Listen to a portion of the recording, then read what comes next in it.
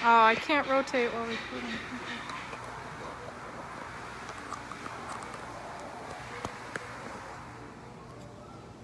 Go.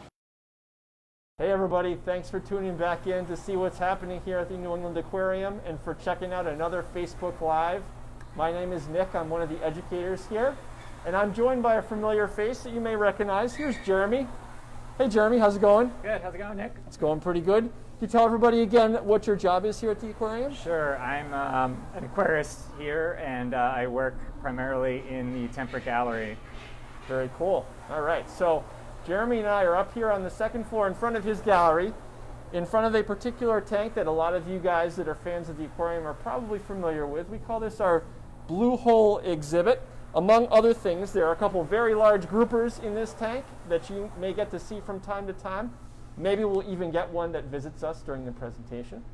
But the reason why we chose this backdrop as a site for this Facebook Live is that we have an explorer in our midst here. Jeremy recently completed an amazing expedition that ties a little bit to this exhibit.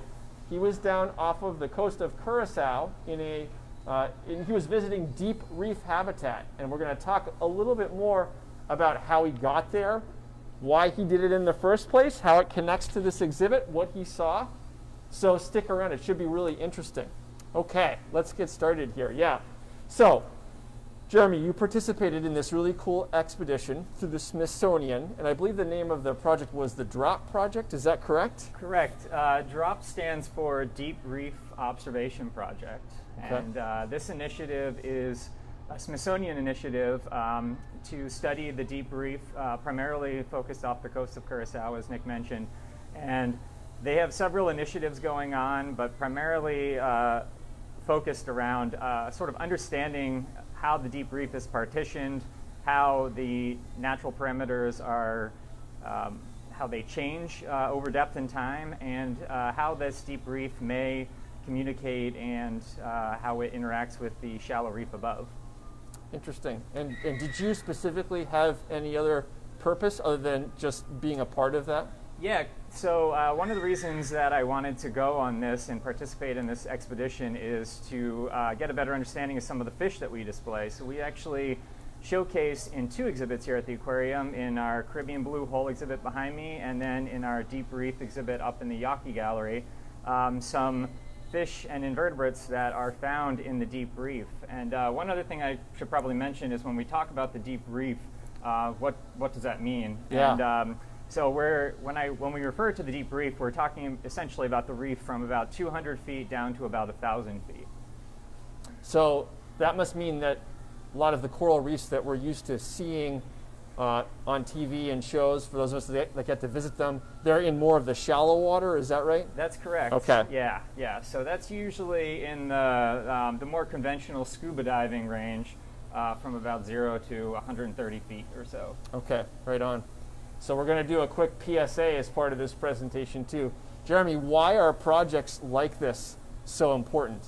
So in this case, it's really important in terms of research and conservation that, first of all, we understand what's going on. So we know that shallow reefs are in peril really across the globe, but very little is known about the deep reef below. And initial interest in the deep reef really stemmed from these imperiled shallow reefs, and the idea that maybe these deeper reefs could provide a refuge for some of the species in the shallow reef above.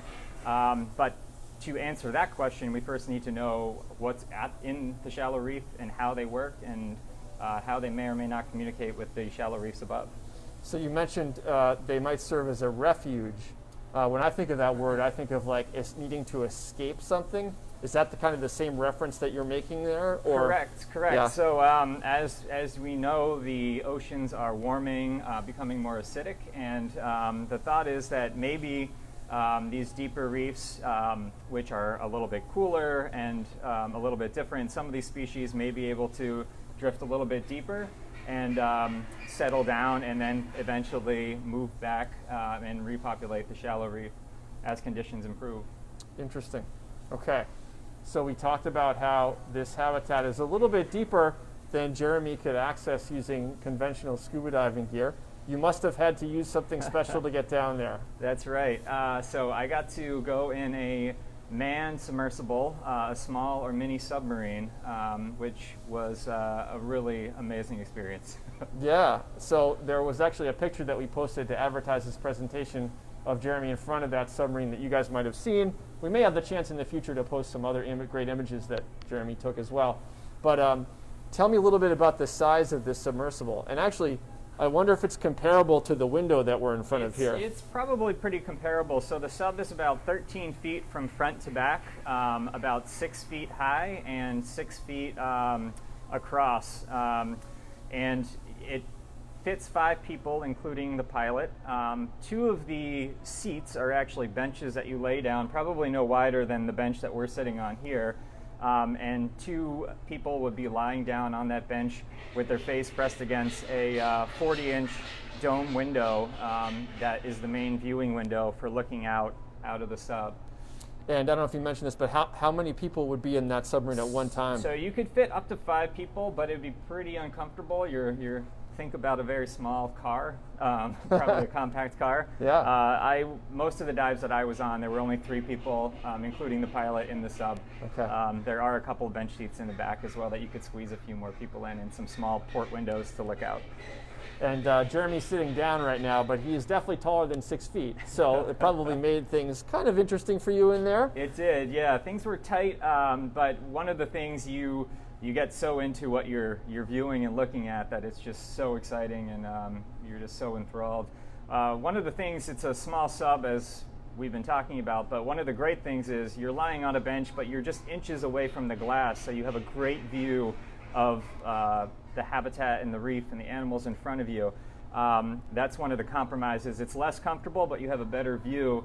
In some other small submersibles, you're sitting further back. It's a more comfortable chair, but you're also many feet away from the window or the glass, so you don't have as good of a view. Okay.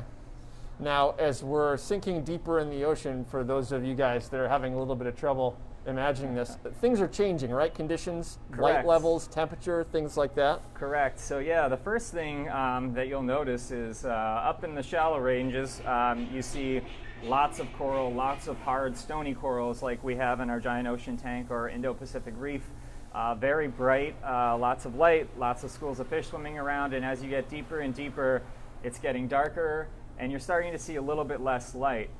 Interestingly though, even down to about 300, 350 feet, you still see a lot of invertebrate life encrusted on the rocks and the ledges.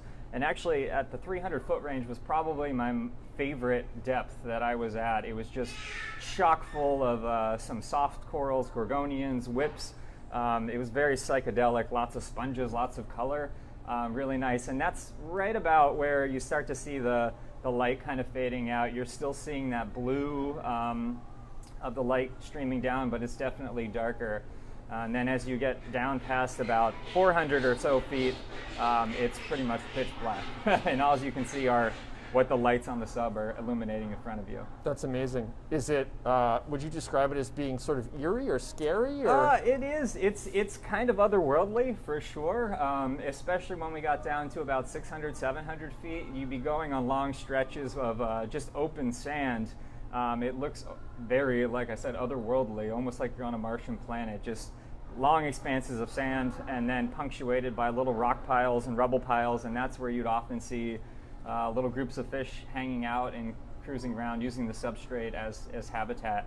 One of the other really cool things is on these long expanses of slope in the 600, 700 foot range, every once in a while we come across a big group of urchins, sea urchins, and there'd be 24 of them just in the middle of the sand, all, maybe a foot apart from each other. Just a really weird alien experience almost. Yeah, I would imagine.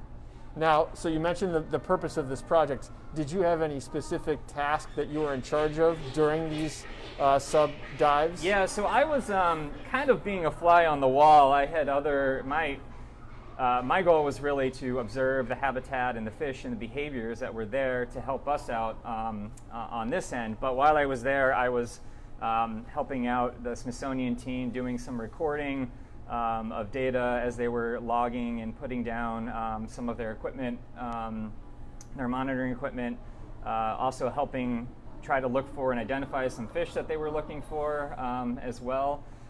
So it was kind of a two-part experience. Sure. Yeah, that's amazing. So I would imagine that everything was interesting, but were there any particularly interesting findings that stood out to you? Any species that you were really excited to see?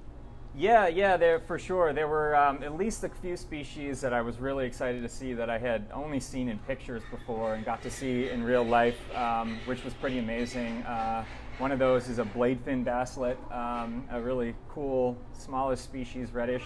We got to see several boarfish, which we have on exhibit, which we might talk about a little bit later.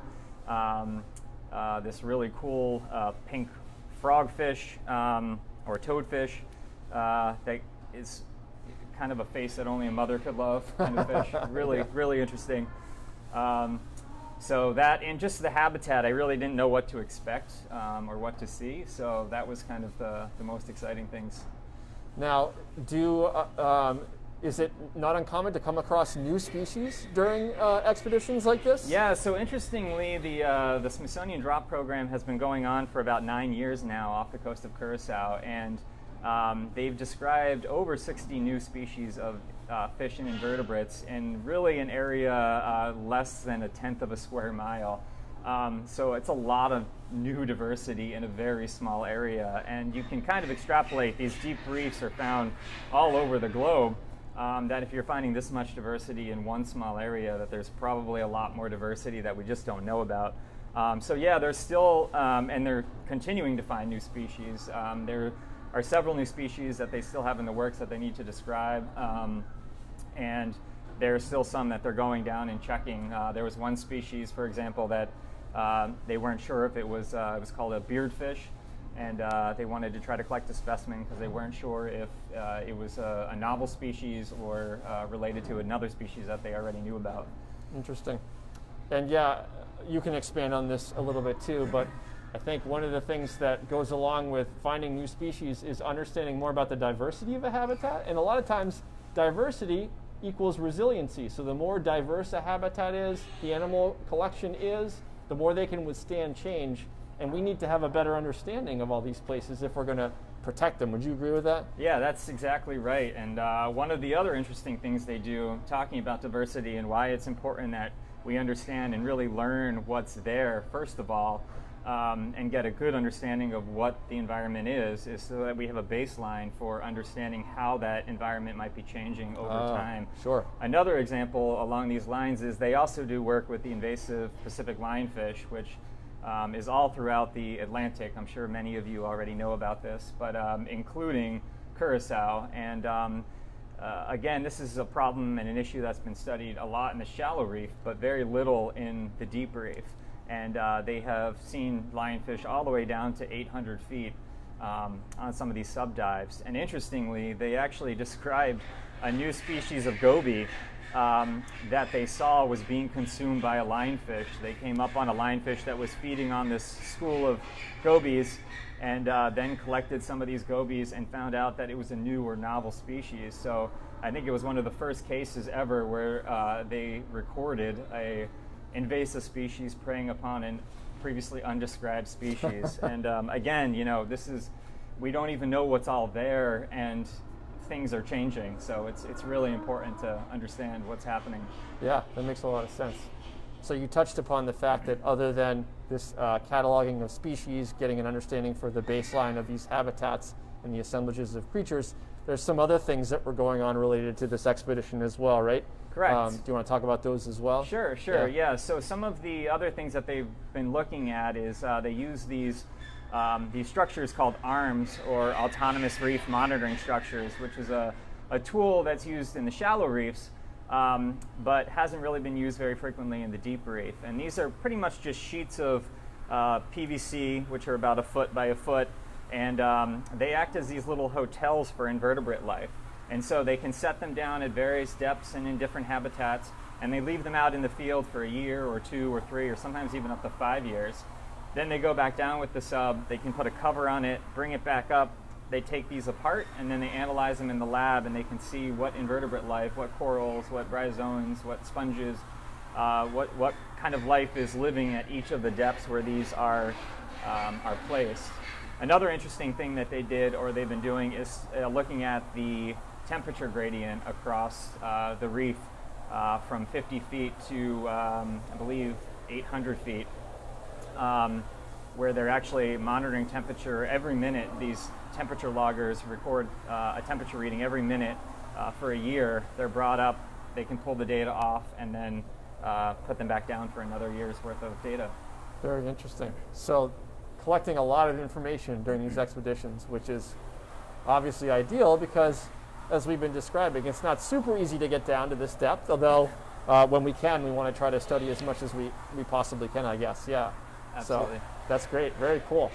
Okay, so you're back from this expedition now. Tell us your impressions. How does this impact what you do moving forward, maybe specific to this exhibit? I know you mentioned the boarfish earlier. I want to give you a chance to talk more about a new favorite of yours as well. Yeah. Sure. Yeah. So understanding the natural behaviors and the environment that the fish live in is really essential for providing the best care for animals. And one of the best ways to do that is to make observations really in the wild of these fish, how they're interacting with their environment, other fish as well. So that was one of my main reasons for going. A lot of the fish, or a lot of these deep reef fish that we're working with, there's really not a lot of information out there in the literature, or there aren't many other aquariums that may be displaying some of these fish, so we just don't really know a lot about them. And so I kind of wanted to make some of those observations so I could provide the best care for our animals. This also provides us a great opportunity because, as you were mentioning, it's not easy to get down there and it's expensive to be in the sub all that frequently, so it's not easy to make long-term observations of some of these fish and invertebrates over time, whereas we have that great opportunity where once we have a fish on display, we can make observations, behavioral observations, and over a long period of time, and provide that information back as a resource to those who might be interested, other researchers, or other zoos and aquariums that might be interested in displaying some of these fish. And if we're successful, we have a larval program, we might even have the opportunity to attempt to try to breed some of these fish as well for our displays to help continue to tell the story. Very interesting. That's crazy. Yeah, and I talk about this with visitors a lot too.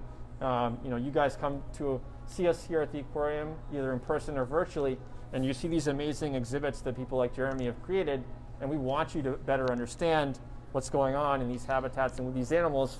But like Jeremy just touched on, it's also providing us with information that may apply to wild populations as well and give us a better leg up on conserving and protecting them. So it sounds like this was a perfect opportunity to do that. Yeah. And tell us more about the boarfish. Yeah. So the boarfish is this great, really weird shaped fish that it's kind of whitish colored with these orange bands down it. And as far as we know, we're the only institution in the U.S. that has this fish on display.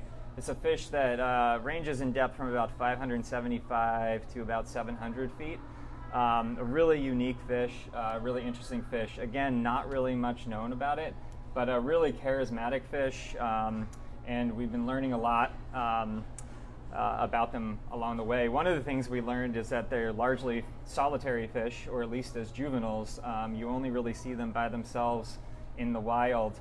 But interestingly, and one of the Smithsonian researchers pointed this out to me too, is you often find them in and around this one species of squirrelfish that's pretty common down at the same depth. And almost every rock pile that we would find a boarfish, you would see this big-eye soldierfish, this cardinalfish species, would also be around it. And she wasn't sure if there was anything to it, if they would just happen to be using the same habitat in a lot of the cases, or if there was some kind of relationship going on. But it was one of those unique and interesting observations that I got to make.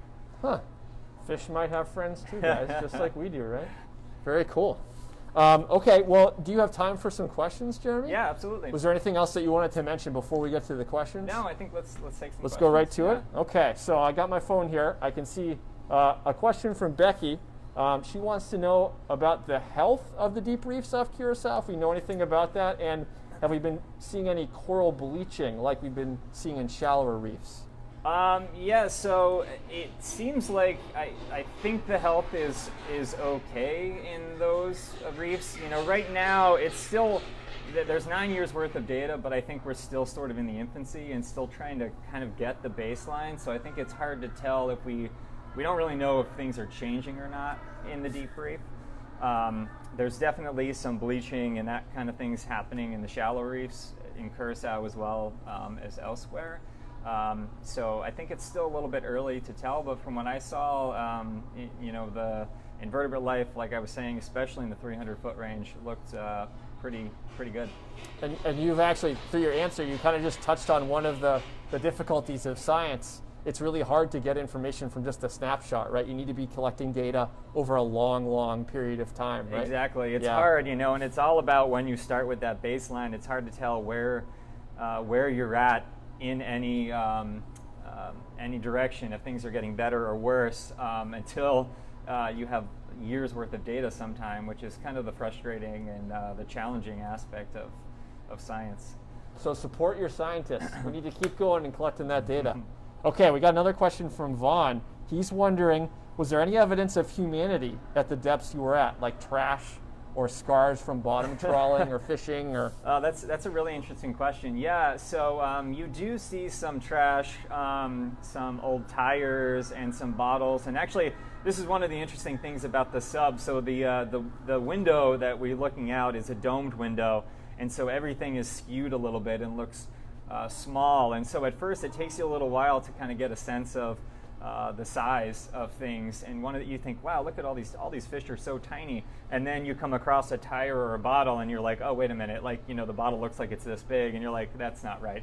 But one of the interesting things with the bottles, actually, and that they've discovered with at the Smithsonian, is they've started to collect some of the particularly older bottles, and they found that sometimes small octopus will use these bottles as a den, and it'll be filled with rocks and shells, and those shells sometimes will be old hermit crab shells or snail shells, and they've actually described new species of micro hermit crabs and other things based on the contents of those bottles. That's amazing. Yeah, old pieces of discarded hermit crab and food items from some of these octopus. So, you know, one man's trash sometimes can be another, a new species. Yeah, exactly. Yeah, it's That's crazy. amazing. Yeah. Wow. So Sarah had a great question. You touched on this a little bit, but have you made any changes? Are you planning to make any changes to your exhibit based on anything that you got from your trip? Yeah. So I'm still in the process of kind of looking through some of the videos and photos that I've taken, and I do want to try to adjust some of the habitats where I can to try to provide better habitat for some of the deep reef fish that we have. There are some other species that I'd eventually like to try to showcase as well, and a lot of those decisions will probably be made based on providing the appropriate habitat.